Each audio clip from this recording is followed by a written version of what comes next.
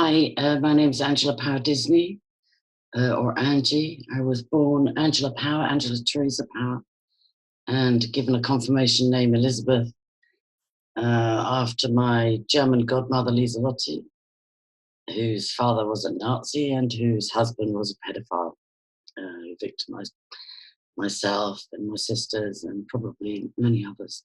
He's dead now. I'm going to reshare, hopefully in a clear way, the bones of my testimony from early childhood. I'm a military child. My father was in the Royal Air Force for 25 years, which included the first 12 of mine and the first 13 of my sister, who's now dead, and 14 of my older sister. There are 5 girls in our family. I reported to the police very belatedly after my sister Fiona died in very suspicious circumstances 3 years ago when she was 58. I believe my father poisoned her and perhaps gave her a blow to the left temple as well, which showed up in the autopsy but was written off.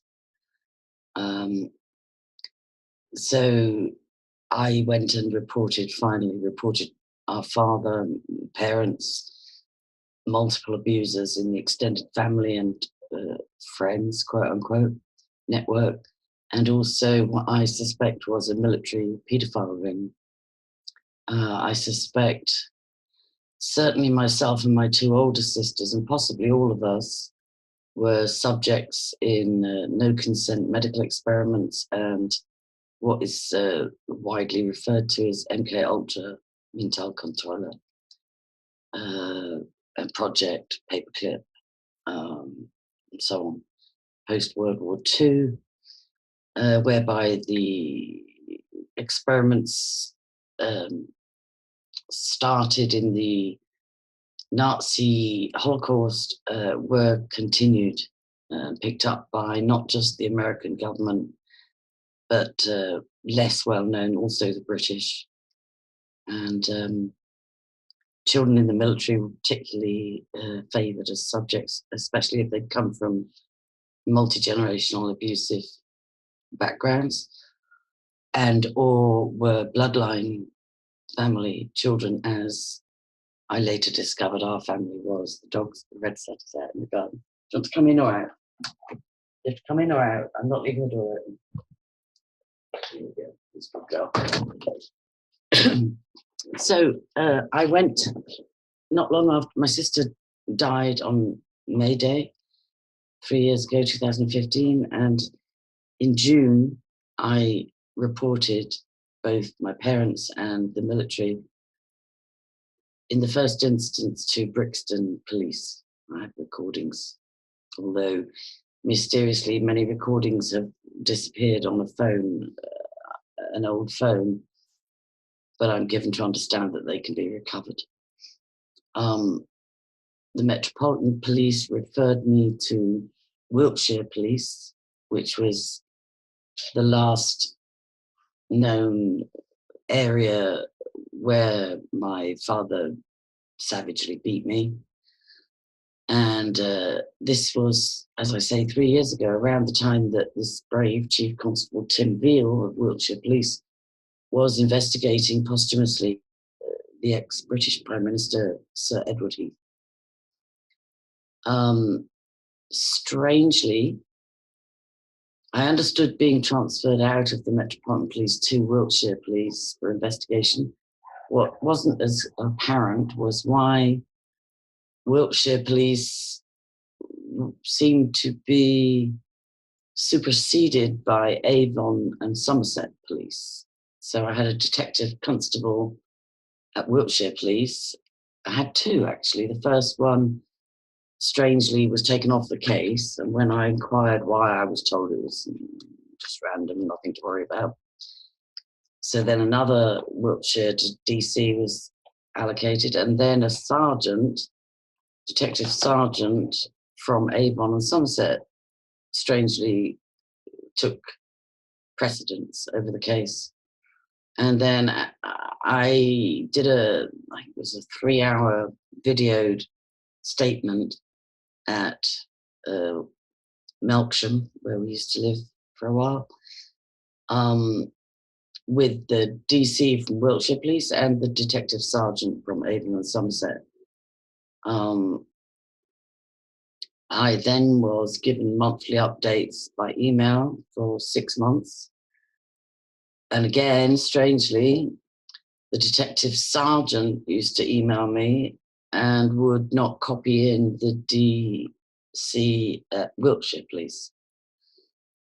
I would always copy in the DC on return mails, and sometimes even copy in the DC that had been taken off the case that was originally allocated.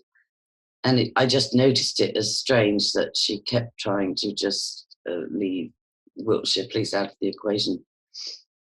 I didn't think much of this until I listened to a disclosure recently, a first-time disclosure by a very credible English gentleman. I think his name is David Goland. I'll refer to that disclosure, where he referred also to having been passed around between 3 different police forces and having got nowhere with his very credible, very detailed disclosure. And so my ears pricked up like, oh my goodness, why would they do this? Pass you from one police force to another. And one possibility that occurred to me was Wiltshire Police were at that time investigating Sir Edward Heath. And so perhaps they didn't want corroborating disclosures in that jurisdiction. Mr. Goland was told that they couldn't prosecute his case because no other similar disclosures had been forthcoming, which may or may not corroborate what he was saying. And again, my ears pricked up because he and I had a lot in common, including having been hunted as children. So I'm going to make a series of unlisted, for the moment, disclosures, and I'm going to read the monthly updates that I was given and seek answers as to why my case was suddenly and dramatically dropped after 6 months in a shocking way, in a way where the DS from Avon and Somerset said, the case is dropped and I can't even reply to any more emails. It's like, what? It was quite traumatizing.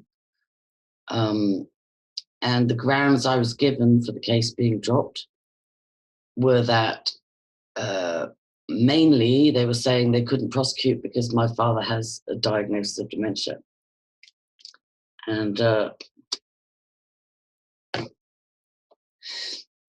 my question about that is, how can you say that a case cannot be pursued because the alleged main perpetrator, facilitator, has dementia diagnosis? Then surely you're giving carte blanche to abusers, particularly in advanced years, that all they have to do is get a medical diagnosis of dementia to get off the hook.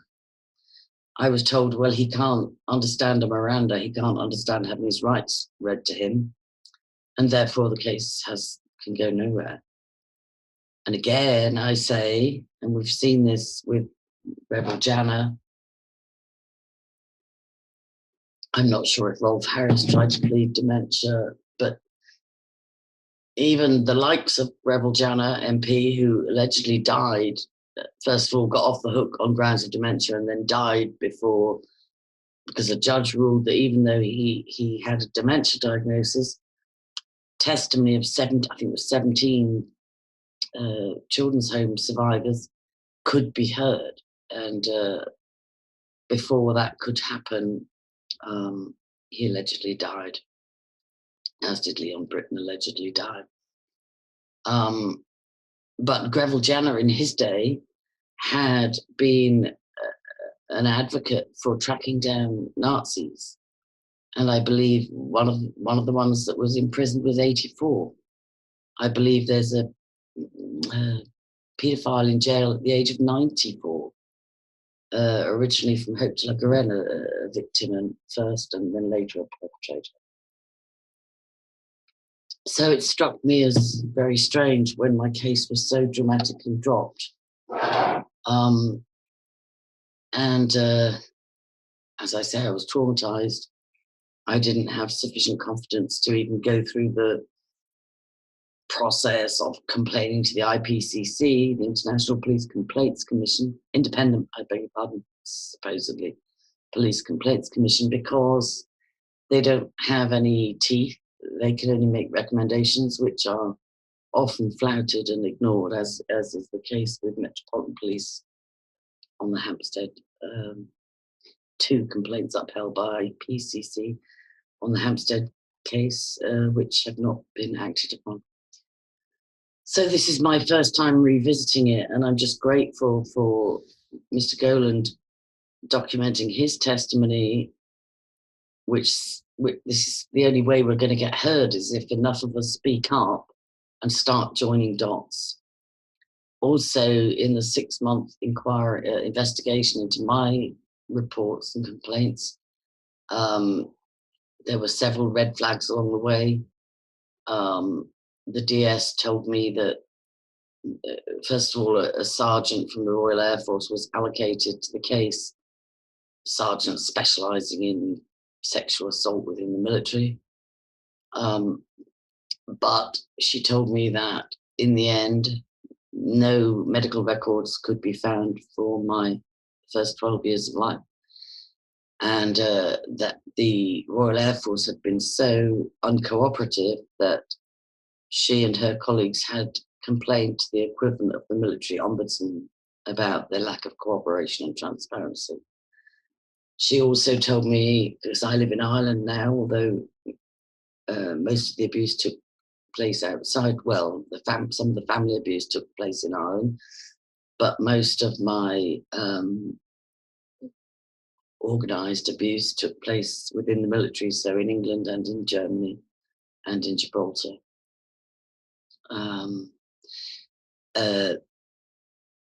So, as I say, I made my complaint in the UK, hoping to join up with the IICSA, the Royal Commission Inquiry. But I live in Ireland, and so do my parents, both alive, separated. My father's 92, my mother's 84, 85 this year. Yeah, 1926, my dad was born 1933, my mother. One of my siblings lives here, my youngest sibling. One is now dead, which set me on this reporting journey. And the other 2 live in the UK and are uncooperative and in denial. But so the Irish police were asked to help cooperate with the Wiltshire or Avon and Somerset police in terms of interviewing my parents and my youngest sibling and so on and so forth.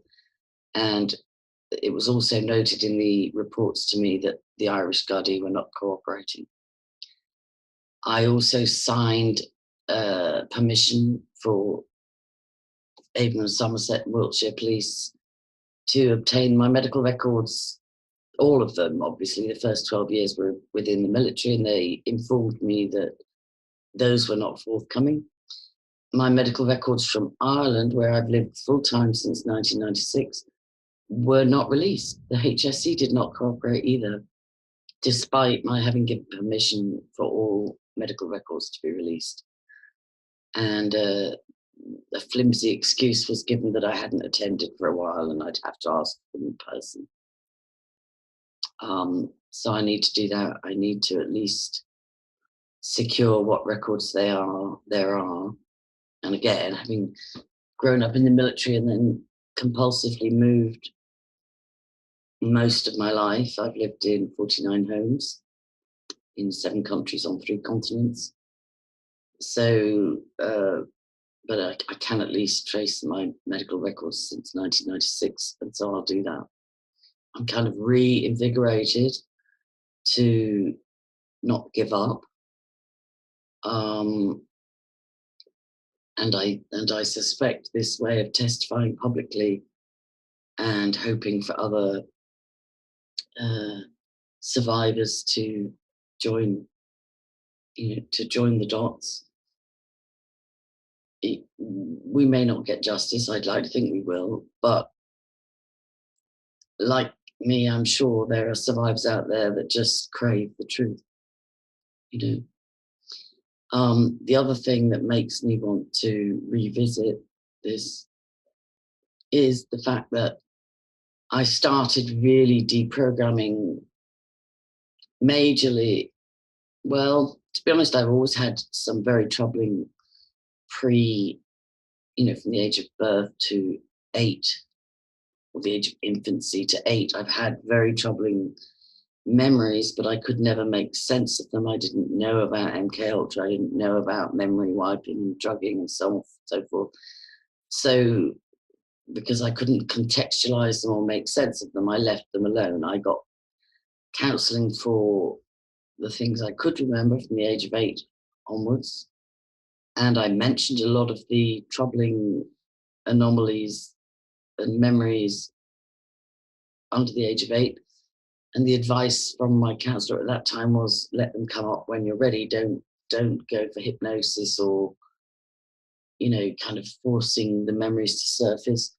Curiously, he said, because it won't be admissible in court. And I hadn't talked at all about, foreseeing court proceedings or whatever. He was a Maudsley trained he was a psychologist. I think he was a psychologist, but maybe I'm wrong. If he trained at the Maudsley, it might have been psychiatry. But anyway, he was a guy I went to counselling for. So I started working on healing my past, I suppose at the age of 43 or something like that, very belatedly.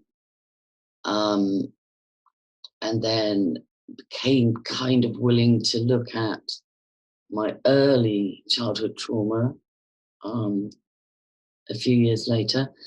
And then in 2014, I had 2 major surgeries, and the anesthetic caused me to sort of in a galloping way deprogram and start to remember and revisit traumas that in the past, up until then had made no sense to me, and I desperately wanted to just let go and live a life and not live in the past and blah, blah, blah, and so on and so forth. So, and then I was in London before I had this, before my sister died in mysterious circumstances. I was in London and I'll be honest, I smoked a little pot and it caused flashbacks. And in one of the flashbacks, I had always remembered in the hunting trauma, the one that I remember too, but the one that really stood out, I had always known I was running for my life and felt like my heart was going to break out of my chest. I recorded this back on a DVD I made somewhere like 2008 or 9.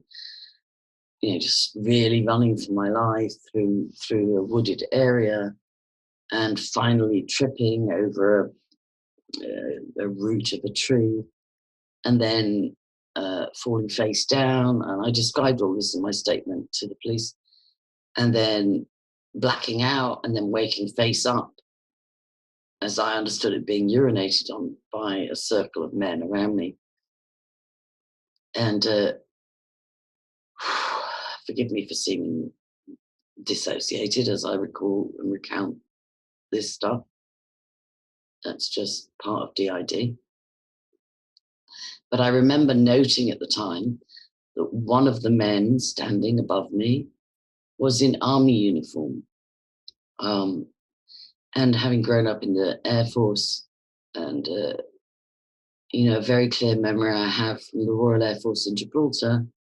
We used to get a bus to a private Jesuit-influenced Catholic ladification convent school. And on the bus, we used to sing this song, you know, Army's balmy, Navy's crazy, up with the RAF, you know, just a childlike identification with being Air Force. And so in that childish way, I remember looking up helpless and humiliated and battered and bruised and you know, coming conscious again. I remember thinking, why is there a man with an army uniform here? You know, we're Air Force. And that was as much of that frozen memory as I'd registered until I heard Esther Baker's testimony. Very brave testimony featured in an Australian 60 Minutes about elite pedophiles in the UK. And with the flashback in London a few years ago, I saw the face of that man in the army uniform standing around me on the forest floor, and I believe that was Lord Bramall. Even as I recalled that, I thought, well, there's no point telling anybody, you know, who's going to believe me.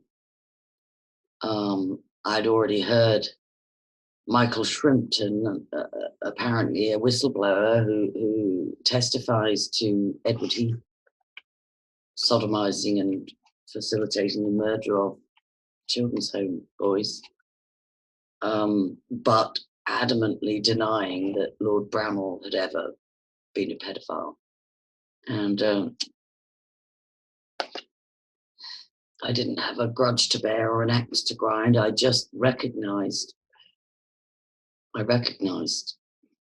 you know, I looked at several photos of him online after the Esther Baker disclosures, and I was shocked because I believe he was one of those that hunted me. And so I'm just sharing that. I'm trying to think if there's anything else in my introduction.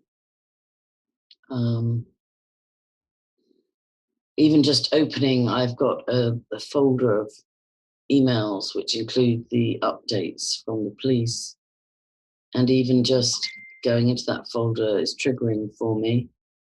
It has many emails from my sister that died. I call her my Irish twin because we were just 11 months apart in age. And it also includes many emails between my siblings and I, from whom I'm estranged because of my disclosures and my belief that my father murdered our sister. So, you know, in an ideal world, I would collate the emails in date order and redact the email addresses of the detective sergeant at Avon and Somerset and the detective constable at Wiltshire Police.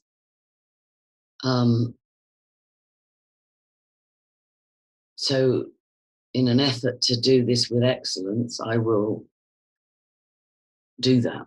You know, I don't want to get tripped up again in trying to disclose, because so often victims are persecuted and prosecuted rather than securing justice.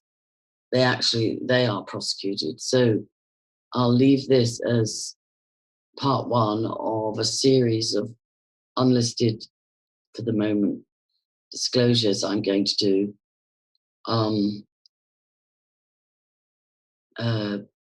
And I'll continue. I will collate the emails and do it properly, and then read out the email updates over the 6-month period that I engaged with. You know, tried to engage with Wiltshire Police, but it was actually usurped by Avon and Somerset Police. And I'm not sure if I said that. Yeah, I think I did say that I wonder, given that Mr. Goland was told they couldn't proceed with his complaint because no other victims had come forth with any corroborating or similar disclosures, I strongly suspect that we were each farmed out to different police forces in order, and certainly away from Tim Veal's Wiltshire investigation into Ted Heath, exactly so they could compartmentalise disclosures or lose them, disappear them. We all know how many dossiers disappear. So I made a sort of clumsy attempt at disclosure with someone I now suspect to be actually gathering these kind of disclosures for different motives than one would have hoped, namely Miles Johnston, the basis. I may be wrong, and I'm open to being wrong, but if you go to my YouTube channel, Angela Power Disney, you'll find bases 1 to 6 or 1 to 7. There's hours of testimony I gave then, although I think that was about 2013, and I'm further along the road now, which is why I'm updating my situation and my disclosure. Something that struck me as a bit strange at the time of my reporting to Wiltshire Police was that I stayed at Miles Johnston's house while I went and did my report. And the police insisted on dropping me back to his house after my 3.5 hour statement. And I don't know if they were doing that out of concern for my well-being because I was a little bit dissociated, or if it was something different. And the other strange thing is that they went and interviewed him. And although I'd given him a lengthy 5-6 hour disclosure about my life, I was just a bit taken aback that they would go and interview Miles Johnston, who I'd only known a couple of years, maybe a year. And yet they didn't interview any of my sisters face to face, even the ones that live in the UK, let alone my parents. And even with my father's diagnosis of dementia, my mother does not have a diagnosis of dementia, although my youngest sibling is trying hard to get her one. They could have interviewed my mother. There were certain facts that were absolutely verifiable. For instance, my oldest sister having a fractured skull at the age of 8 from my father, and being made a ward of court and placed in the care of the state at age 14. There were so many facts that could have been verified. It struck me as strange that police resources would be used to interview somebody like Miles Johnston, who didn't know my family and didn't know me in childhood. So that's part one. And I just pray for focus to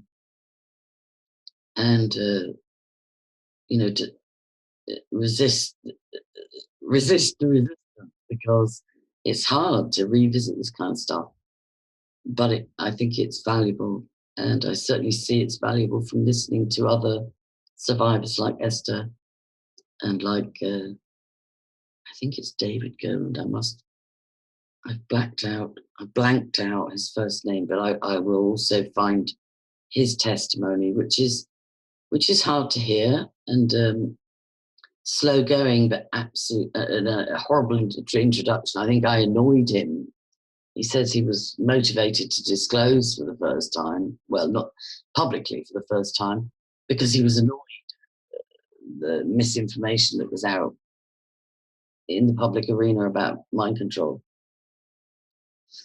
particularly the British side of mind control, which is less known. And I think I would agree as well that one of the tactics of the shadow government, if you want to call them that, to keep a lid on survivors worldwide disclosing, is to throw in a few fake survivor stories to discredit all of us. And you know, I just ask people to use discernment, and I'm not going to judge, but just know that it's an absolute minefield to disclose in this area, and some people lose their lives doing so. And I've certainly suffered a vast amount of persecution since I've started going public. I also campaigned and worked on the Hampstead Satanic ritual abuse case for 3 years, and became the subject of what I believe is government sponsored, deep state government sponsored operation to discredit and destroy any credibility I might have, in order to discredit my testimonies. And so my reputation has been destroyed effectively. There's another, I'm going to try and pump out, get this out there, get this out there, get this out there. One example of discrediting was my daughter, who's now 32, rang me in distress when I was living in Lanzarote to tell me that she had been contacted by some of these trolls, as we called them back then. I call them cyber terrorists now, and most likely sponsored and paid. But they had messaged her saying things like, "Oh, we understand, your mum beat the crap out of you, blah, blah, blah." And so I published her Skype call with me at that time, where she was relaying to me what they said. But sadly, they cut and pasted. They just edited out the part where she said, "Oh, they're trying to say my mum bet the crap out of me once a week with a, metal rake or whatever." She was relaying to me what they'd said, but predictably, perhaps with hindsight, they edited that part of her relaying that to me, and they put it into a video as if it was her saying that as evidence. So that's just one example of where, but there's multiple. It's been like a tsunami of character assassination online, and more than online. But I won't go into that right now. So that's my introduction to having a go at getting the truth out there about being a victim of a military MKUltra and no consent medical experiments, mind control, drugging, traumatizing abuse, and being trained as a spy. And I always say that I won't lose those skills that who knows how much was invested into us as assets. We were just really guinea pigs, but who knows how much was invested into us to perform whichever roles we were assigned. So I don't believe I'll lose many of those skills for spying. The only difference is I no longer spy for dark forces or handlers. If I spy at all, I do it for God and for truth, for Jesus, who I believe is the reason I'm still alive. So that's it. You can find me blogging daily on Facebook. Strange they do this weird stuff. Never mind. On Facebook, Angela Power Disney. YouTube, same name. And I also have a blog, angelascaches.org. No apostrophe, and Caches is spelled Caches. God bless, and stay tuned for the next. As I say, unlisted. I'll circulate this mainly amongst survivors for now. And if the trolls catch up with it, I'm not lying, And I shouldn't even call them trolls, because they are cyber stalkers, harassers, malicious communicators, character assassins, cyber terrorists. God bless, and signing off for now.